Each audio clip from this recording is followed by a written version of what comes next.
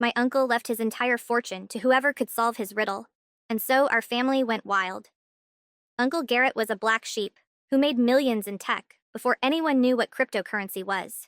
While the rest of us scraped by, working dead-end jobs and maxing out our credit cards, he lived in a massive 7-bedroom mansion with a wine cellar that cost more than most people's houses and a garage full of cars worth more than my annual salary. When he died suddenly, at age 52 of a heart attack, we all secretly expected his fortune to go to some obscure charity. His final middle finger to the family that had treated him like a pariah for decades. Instead, his lawyer called us all into his office and read us the strangest will any of us had ever heard. To my greedy relatives, who only called when they needed money or wanted to complain about their pathetic lives, I give you one chance to prove that your worth is greater than the sum of your failures. Solve my riddle. Claim everything I have built. Fail, and it will all burn in a glorious bonfire while you watch from the street. The riddle was printed on expensive company paper, sealed in individual envelopes for each family member. Where shadows dance but cast no light. Where silence screams all night. Where memory lives, but time stands still. Find the key to my last will and testament. At first, we worked together like a family. My Aunt Patricia suggested his old photo lab, where he spent hours developing photographs. My cousin Dylan thought it was his office, where he sat for hours in the dark typing on his computer. My mother was convinced it was a reference to the wine cellar in the basement, where he kept bottles worth thousands of dollars each. My brother Finn thought it was the attic, where old furniture collected dust under white sheets. For 3 weeks, we tore through every inch of his mansion, like a pack of wild animals. We moved furniture that hadn't been touched in years, checked for hidden safes behind expensive paintings, lifted Persian rugs, and picked at floorboards until our fingers bled. We searched the basement, examined every book in his library for hollow compartments, and even drained his swimming pool to check for underwater hiding places. Nothing. Not a single clue. Then the family ties began to fray like overstretched rubber bands. Patricia hired a private investigator who charged $800 a day. Dylan bribed the longtime housekeeper with a $1,000 tip for information on Garrett's habits and hiding places. Mom started showing up at the mansion at 5 in the morning to search rooms before the others arrived, claiming she needed the quiet to think clearly. Finn set up hidden cameras throughout the house to spy on us, tracking our movements as if we were common criminals. The real villainy began when Patricia found something she wasn't supposed to. She was searching Garrett's master bedroom for the 100th time when she discovered a loose floorboard under his enormous antique bed. Underneath was a metal safe containing photographs and what turned out to be a second riddle, written in Garrett's distinctive handwriting. But instead of immediately calling the rest of us as we'd agreed, she hid it in her designer purse and pretended she hadn't found it. Unfortunately for Patricia, Finn's security cameras captured the entire incident in perfect high definition. The next morning, he confronted her in front of the entire family, gathered in Garrett's kitchen. Patricia denied stealing until Finn played the recording on his laptop, and we all watched as her face went from confident to guilty to desperate in the space of 30 seconds. "Give it back right now," my mother demanded, her voice shaking with barely contained rage. "I found it fair and square," Patricia countered. "Possession is 9/10 of the law." Then Dylan completely lost it and grabbed her $1,000 purse, dumping it all onto the marble kitchen floor. The metal drawer cracked open like bones breaking, sending photos and papers flying everywhere. There were old Polaroids of places I didn't immediately recognize, a tarnished key that seemed to belong to something important, and a handwritten note that turned the blood in my veins to ice water. "Only one of you truly deserves this state. The rest of you deserve what's coming to them." The note wasn't signed, but I recognized Garrett's handwriting immediately. The same neat font we'd seen on birthday cards, always accompanied by crisp $100 bills. His way of buying our temporary affection without investing the time to build real relationships with any of us. Scattered around the photos were places from our shared childhoods that I hadn't thought about in years. The family's old lake house, where we'd spent summers before my grandfather died and left it to rot. Garrett's modest first apartment, above a pizza parlor, where he lived while he taught himself to code. The rowdy carnival where he'd worked summers during high school, running a tilt-a-whistle ride for drunken teenagers, and saving every penny for college. But one photo made Patricia gasp so loudly that we all turned to look at it. It was of an abandoned warehouse on the edge of town, where our grandfather would take us as kids to play elaborate games of hide and seek. He couldn't have, she whispered, her voice barely audible. Couldn't what? Finn demanded, snatching the photo from her shaking hands. Patricia looked like she'd seen a ghost. Grandpa used to tell us scary stories about that warehouse during thunderstorms. Garrett was terrified of that place after what happened there. He swore on our mother's grave he'd never set foot in there again. Dylan picked up the tarnished key from the floor, turning it over in his calloused hands, examining the scratches on its surface. I've never seen a safe like this. Look at all the wear. This key has been used recently and often. The warehouse was exactly 43 minutes outside of town, according to my GPS, located on 15 acres of worthless swampland that had been in our family for 3 generations. We all crammed into Finn's big SUV like we were kids. But the tension was so thick I could barely breathe. No one spoke the entire drive, except to give directions. But I noticed my mom constantly checking her phone, probably texting her last boyfriend, Randy, about a potential inheritance and what it would mean for their upcoming wedding. When we finally arrived, the warehouse looked just like I remembered from childhood visits. Rusty metal sides that had turned orange-brown from decades of weathering, broken windows that had never been repaired, and that distinctive smell of decay and stagnant water that seemed to cling to everything within a quarter mile. The only thing different was the sturdy padlock on the front door, which looked expensive and recently installed. Dylan's key fit the lock perfectly, turning with a satisfying click that echoed across the empty parking lot. Inside, our flashlights illuminated what should have been impossible. The warehouse had been completely renovated from top to bottom. The concrete floors were immaculately clean and painted white. The walls were insulated and covered with fresh drywall. Professional lighting hung from the exposed beams of the ceiling. And there, located dead center in the vast space, was an antique wooden table with 5 chairs arranged in a perfect circle. On each chair was a craft envelope with our names written in Garrett's neat handwriting. This is absolutely insane, Finn muttered under his breath. But he was already walking toward his assigned chair, as if hypnotized. My envelope contained another riddle, but this one seemed different, more personal and threatening. Before you lies your final test, one truth will end your greed. Choose wisely what you value most, or join me as a warning ghost. Beneath the riddle was a typed confession that made my stomach turn and my hands shake so badly I could barely hold the paper. When we were kids, maybe 15 years ago, Garrett was watching us play an elaborate game of hide and seek in this very warehouse when part of the rotted floor suddenly and without warning caved in. Dylan, then only 8 years old, fell through the hole and landed hard on a pile of rusty equipment in the basement. His leg was broken so badly that the sharp bones had punctured his skin and blood was pooling around him. The other kids panicked and ran screaming for the adults. But Garrett, who was 13 and already older than most teenagers, stayed behind and went down into the dark basement. He used his favorite shirt to make a tourniquet, applied pressure to the wound, and calmly talked to Dylan to keep him conscious until the paramedics arrived 20 minutes later. According to the emergency room doctor, Dylan would have bled to death without immediate intervention. But that's not the story our family has told for the past 15 years.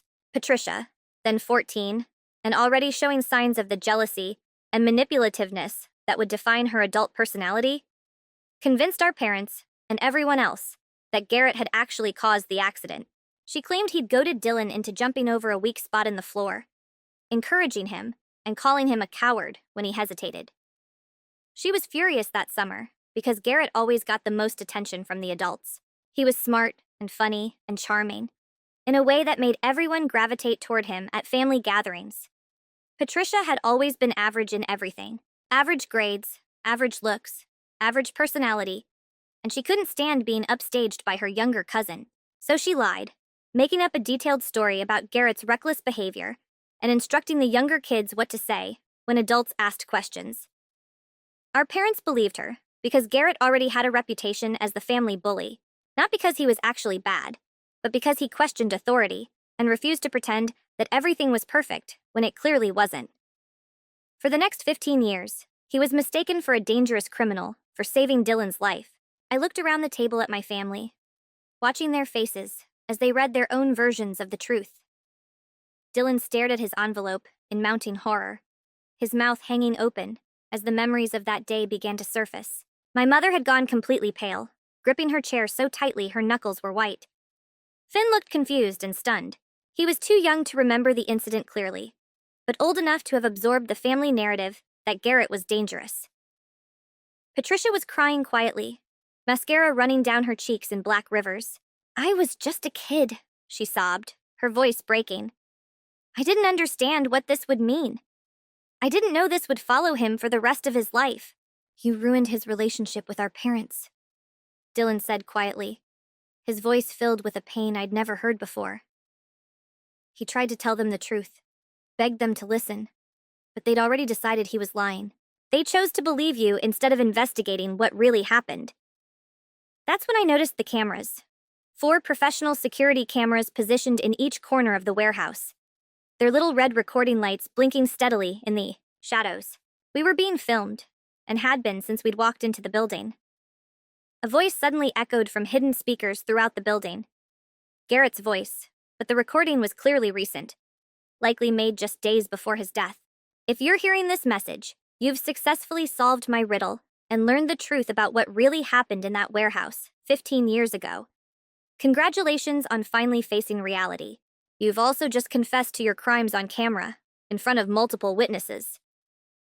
Patricia looked up at the nearest camera, tears streaming down her face. Her carefully applied makeup, now completely ruined. "Garrett, please," she whispered. "I'm sorry. I was young and stupid and jealous, but I never wanted to." "Patricia." The recording continued, and I could hear the icy fury in my uncle's voice, even through the speakers. "You stole 15 years of family from me with your lies. You robbed me of the trust of my parents, the love of my siblings, and any chance at a normal relationship with the people who were supposed to matter most. That betrayal is worth exactly $15 million. The many screens mounted on the walls suddenly lit up, displaying legal documents in Garrett's signature filing system. Patricia's name was listed as the sole beneficiary of his primary estate, but the fine print spelled out conditions that made her face widen. "Money comes with strings. Dear cousin, you have exactly 1 year to publicly confess your lie to every single person you've ever told, starting with our parents' graves. You will set up a fund for falsely accused children and dedicate the rest of your life to trying to repair the damage you've caused. If you fail to do any of these things, the money will go to charity, and the video of your confession will be uploaded to every social media platform on Earth."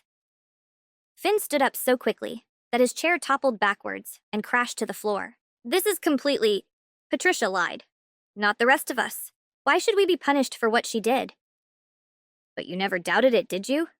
The voice in the recording replied, as if Garrett had anticipated this exact reaction and prepared the answer. 17 years have passed, and none of you ever bothered to ask Dylan what he really remembered from that day.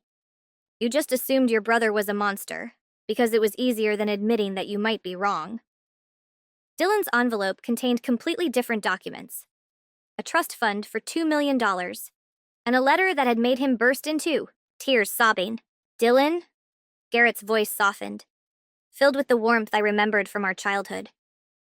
"I'm sorry I didn't have the courage to tell you the truth while I was alive. You deserve to know that someone fought for you that day. You deserve to know that you were worth saving, and that I never regretted staying to help you. I hope this money can buy you some of the therapy our family should have provided all those years ago." Mom's envelope was nearly empty, except for one devastating sentence, written on expensive letterhead. "A mother who doesn't protect all her children equally deserves neither wealth nor forgiveness." Finn's envelope contained a check for $50,000 and a note that was both generous and cruel. "You were 5 years old when this happened, so you're not responsible for the lie. But you're 22 now, old enough to think for yourself and not blindly accept the family mythology. This money is for college. Learn to question everything, especially stories that make one person the hero and another the villain." My envelope contained the biggest shock of all. "My dear niece," Garrett's voice continued over the speakers. "You never believed Patricia's lies, did you?" "Not entirely." He was absolutely right, and the accuracy of his observation made my skin crawl. I was 7 years old that day, but old enough to remember Garrett's bloody shirt and how tender he had been with Dylan while we waited for the ambulance. I was also old enough to notice the inconsistencies in Patricia's story when she later told it to adults. I've watched you struggle with the secret for years at family gatherings. I saw her bully you, especially at holiday dinners, when someone would inevitably bring up the warehouse incident and make me out to be the villain. You tried to tell your mother the truth once when you were 12, but she shut you up and told you not to contradict Patricia. My envelope contained legal documents that made me the executor of a separate trust fund. $3 million, earmarked specifically for truth-tellers who find their courage too late but decide to do the right thing anyway. The cameras recording this conversation will automatically upload the footage to each family member's social media account in 1 hour. Garrett's voice announced with mechanical precision. The video will be tagged with everyone's real name and place of employment. If someone doesn't take full responsibility for what really happened that day, your confessions will become public knowledge. Patricia looked around the table desperately, her eyes darting wildly with panic. I'll tell everyone the truth. I'll post on Facebook. I'll call everyone we know. I'll fix this somehow. 17 years is too late, Dylan said quietly. But there was something like forgiveness in his voice. That's when Mom surprised us all by doing something I'd never seen her do in her entire life. She took responsibility for her own failures. No, she said, standing slowly and walking to the center of the room. I have to take responsibility, too. She stood directly in front of the largest screen and looked straight into the camera with more dignity than I'd ever seen from her. My name is Rebecca Thorne, and I failed my son in the most terrible way. When Patricia told us that Garrett caused Dylan's accident, I should have investigated further. I should have asked more questions. I should have listened to Garrett's side of the story with an open mind and not immediately assumed he was lying. Her voice broke, but she continued. Instead, I chose the simple story. I chose to believe that one of my sons was a hero who was trying to help, and the other was a dangerous bully who couldn't be trusted. I chose convenience over the truth, and Garrett paid the price for my failure as a mother for the rest of his short life. The footage ended abruptly. The cameras clicked off. For several long minutes, the warehouse was completely silent, except for Patricia's muffled sobs and the distant hum of traffic on the highway. Then Finn began to laugh, not the sound of humor, but the kind of bitter, empty laughter that comes when someone realizes their entire life has been built on lies and false assumptions. So now what? He asked, his voice shaking. We just pretend this never happened and go back to our miserable lives? No, Dylan said firmly, standing with more strength than I'd seen him display in years. Now we do what Garrett wanted us to do. We tell the truth, even when it's inconvenient. We stop protecting people who don't deserve to be protected. We start being the family he deserved. 6 months later, Patricia used her inheritance to establish the Garrett Thorne Foundation for wrongly accused children, providing legal aid and counseling to children accused of things they did not do. The foundation's first major case was that of a teenager who was expelled from school based on false accusations from a jealous classmate. Patricia saw herself in both the accuser and the accused, and fought for justice harder than anyone expected. Dylan donated his entire trust fund to expand the foundation's reach, saying the money couldn't bring back his broken relationship with Garrett, but it could prevent other families from making the same mistakes. He also began therapy and spoke publicly about the long-term effects of childhood trauma and family scapegoating. His mother used her savings to plant a memorial garden in Garrett's honor at the local hospital where Dylan was treated. She spent her retirement volunteering there, reading to children in the emergency room, and advocating for better communication between medical staff and families during crises. Finn used money he had saved for college to study criminal law and psychology, saying he wanted to help others falsely accused of crimes or experiencing family dysfunction.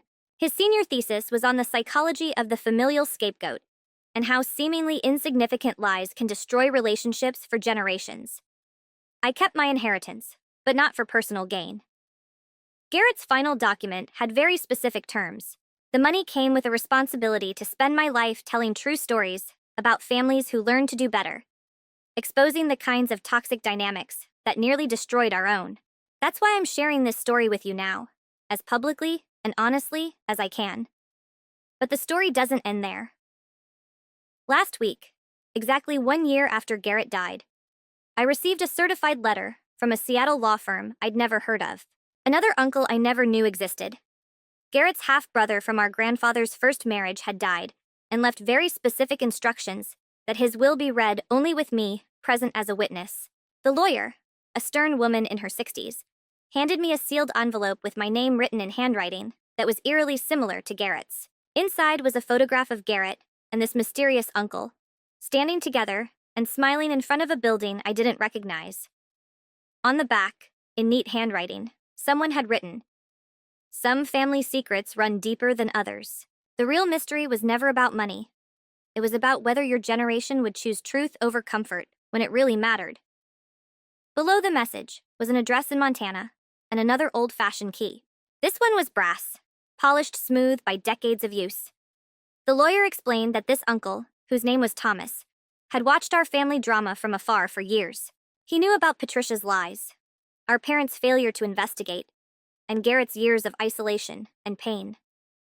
He had also left me an inheritance, but only if I agreed to continue what Garrett had started. Thomas believed in some family traditions, the lawyer said, but others were worth starting. I drove to Montana the next morning, my car loaded with camping gear and a week's worth of supplies. The address took me to a remote estate outside Bozeman, surrounded by mountains that stretched endlessly in every direction. The main house was a spacious log cabin, apparently built in the 1920s, with additions made over the decades as the family grew and prospered. A brass key opened the front door easily, and I entered what seemed like a museum of family history I'd never known existed. The walls were covered with photographs spanning nearly a century, snapshots of relatives I'd never met, family gatherings that predated my birth, and dozens of images of Garrett at various ages. But these weren't the formal portraits we had at home. They were random shots of him laughing, working on computers, talking animatedly to an old man who must have been Thomas. In the center of the main room was another table. This one was carved from a single piece of oak and polished to a mirror shine. On it sat a leather-bound book and a note in Thomas's handwriting. "If you're reading this, it means you chose the truth over comfort when it mattered most. Garrett told me about your family dynamics all those years ago. He also told me about you, how you were the only one who ever questioned Patricia's story. Even as a child, he believed you had the power to break the cycle." I opened the journal and found pages of family history no one had ever shared with us. Thomas spent decades documenting our family patterns of dysfunction, tracking how lies and manipulation were passed down through generations like hereditary diseases. Our grandfather, the man we all remembered as the loving patriarch who told us stories and took us on adventures, was actually an alcoholic who abandoned his first wife and son when Thomas was just 3. He completely rewrote himself, marrying our grandmother and starting a new family, pretending his previous life had never existed. The pattern repeated itself in our parents' generation. Our father hit a car accident while in college, letting an innocent classmate take the blame, and served 2 years in prison.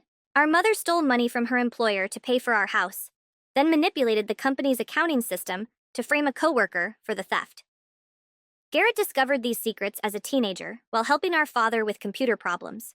He found hidden files containing evidence of both crimes, as well as documentation showing how our parents had systematically destroyed innocent lives to protect themselves. Everything about our family dynamic became clear to me then. Garrett wasn't the family troublemaker because he was inherently bad. He asked tough questions because he'd learned that our entire family foundation was built on lies and betrayal. Our parents treated him as a threat because he represented the possibility that their carefully constructed facades could crumble.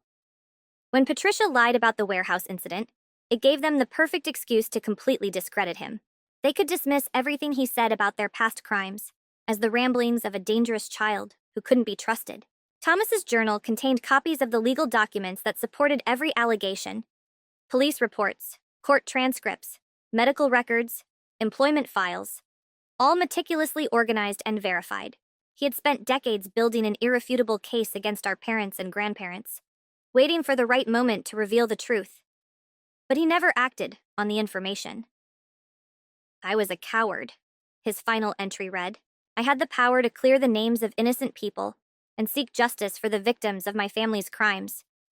Instead, I chose silence, because confronting the truth would mean losing the only family I had left, even if that family was built on lies." At the bottom of the journal was a phone number and instructions. "Call this number if you're ready to finish what I had to start." My hands shook as I dialed the number. A woman answered on the first ring. Ms. Thorne, I've been expecting your call. My name is Detective Rodriguez. I worked on a case your Uncle Thomas contacted us about 15 years ago.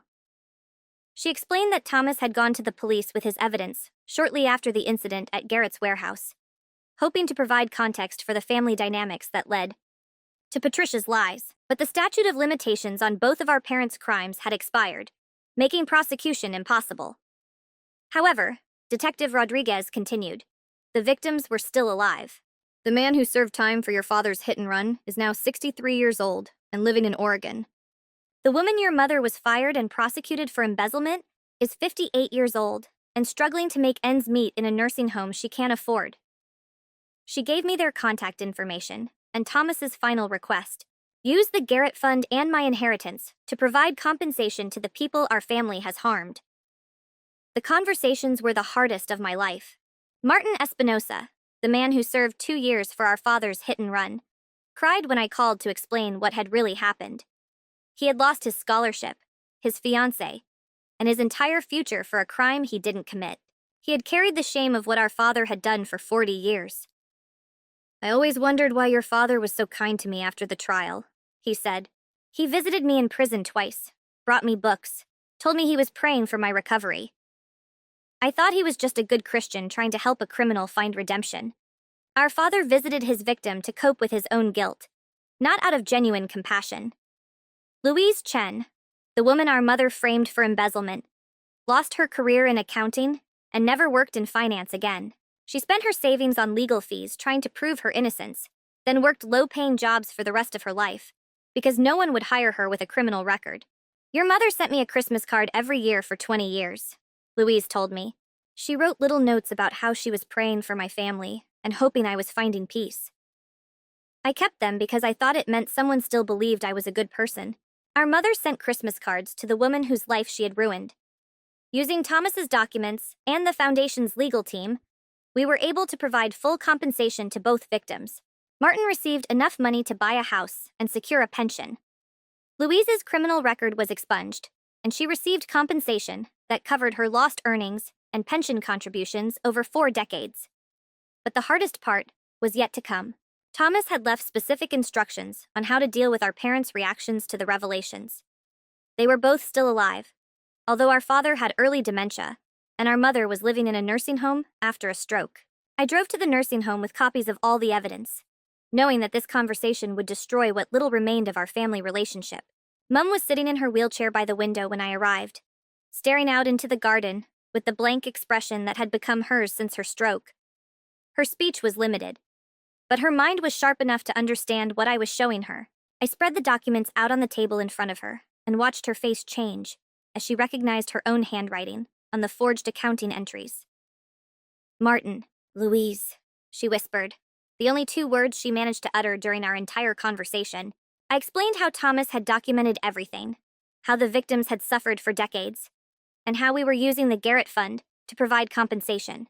I told her about the Christmas cards she had sent Louise, and how they had been received by a woman who had no idea why her life had been destroyed. My mother began to cry, not the quiet tears of an old woman, but the bitter, devastating sobs of someone whose sense of self was completely crumbling. When she had finished explaining, she took a notepad from the bedside table and with a trembling left hand, wrote a single sentence. Tell them I'm sorry. I left the rehab center and drove straight to the dementia care unit where our father was staying. My father was sitting in the family room, putting together a puzzle that he had been putting together and taking apart for weeks, with no memory of doing it before. When I showed him the police reports of his hit-and-run accident, something flickered in his eyes. A moment of clarity pierced the fog of dementia. Martin was a good guy, he said suddenly, his voice stronger than it had been in months. He didn't deserve what happened to him. For just a few minutes, my father remembered everything. He told me about the night of the accident, how he had been drunk and riding home from a party when he hit Martin's bike. He had panicked and driven away, then returned a few hours later, pretending to be a witness who had found the scene. I knew he was innocent, my father said. I saw him get arrested, and I didn't say anything. I had visited him in prison because I thought being kind to him would somehow make it seem less evil. The clarity faded as quickly as it had come, and my father returned to his puzzle. Our conversation forgotten entirely. But I got what I came for. Confirmation that Thomas's evidence was accurate, and an acknowledgement that our parents had knowingly ruined the lives of innocent people. Over the next 6 months, I worked with the Foundation's legal team, contacting every person our family had ever harmed. Thomas's journal contained references to dozens of small incidents. Coworkers fired on false charges, classmates bullied into silence, neighbors isolated and alienated for questioning our family's version of events. Each conversation was like performing surgery on my soul, slicing away parts of the identity I'd built around the idea of being part of a good family. But each conversation also brought healing to people who had carried decades of undeserved shame. The most unexpected call came from Patricia herself. "I found something in Garrett's house," she said, her voice barely audible, hidden in the wall of his bedroom. "I think you need to see it." I drove to Garrett's mansion, which Patricia had been slowly dismantling as part of her work for the Foundation. She led me to his bedroom, where she discovered a hidden compartment behind the headboard. Inside was a collection of letters, dozens of them, all addressed to family members, but never sent. I've been writing them for years, when I couldn't sleep. One letter to me began, "I wanted you to know that I saw you trying to tell the truth when you were 12. I watched Mom silence you, and I wanted to tell you that I knew you believed me. But I was afraid that admitting it would put you in the same position as me, isolated and accused of things you didn't do." The letters to Dylan were full of medical advice and emotional support that Garrett had researched but never shared. "I've been following your progress in physical therapy through Mom's Facebook posts." One read, "I've found some experimental treatments that might help with your chronic pain, but I didn't know how to reach you without causing more family drama." The most devastating letters were those addressed to our parents. "I forgive you for choosing to believe Patricia's lies," he wrote to his mother. "I understand that admitting your mistake would mean confronting your own capacity for poor judgment, but I want you to know that your choice to believe I was dangerous meant that I grew up thinking I was dangerous. I spent 15 years afraid of my own capacity for violence, because the people who should have known me best told me I was capable of hurting children." To his father, "I know about the hit-and-run accident and my mother's embezzlement. Uncle Thomas told me all about it when I was 18. My entire adult life, I have wondered if I had inherited your capacity to ruin innocent lives, or if I could choose to be different. I chose to be different, but that choice cost me my family." His final letter, dated just a week before his death, was addressed to us all. "I am dying of a heart condition that probably could have been cured if I had had a family support system encouraging me to seek medical help sooner. But I was so used to being the family problem that I ignored my symptoms until it was too late. I don't blame you for my death, but I want you to understand that isolation kills people as surely as any disease. I didn't create the mystery and the warehouse reveal to punish you, but to give you a chance to choose the truth over comfort. If you're reading this letter, it means you made the right choice. It means the next generation of our family can have a chance to be healthy. The Foundation isn't about my legacy. It's about giving other falsely accused children the support system I never had. It's about breaking the cycle of lies and manipulation that has defined our family for 4 generations. Thomas has more information about our family history. He was afraid to share it in life, but he left it all to you, my dear niece, because he believes you have the strength to handle the truth. Some stories must end. Others must transform into something better. I love you all, even though I couldn't figure out how to maintain a relationship with you while maintaining my integrity. Choose what's best for your children." Patricia and I cried together in Garrett's empty bedroom, mourning not only his death, but the relationship we could have had if our family had chosen the truth over convenience decades ago. 2 weeks later, Thomas's attorney contacted me with information about his final wishes. Thomas bought land in Montana, specifically to create a retreat center for families dealing with false accusations, scapegoating, and generational trauma. The buildings were already in place. They just needed staff and programs. He wanted it to be called the Garrett Thorne Family Truth Center, the attorney explained. He was hoping you would be willing to run it. I moved to Montana 6 months ago. The center officially opened in January, offering week-long programs for families ready to confront their own patterns of dysfunction and deception. We provide therapy, mediation, and legal support for people trying to clear their names or repair relationships damaged by false accusations.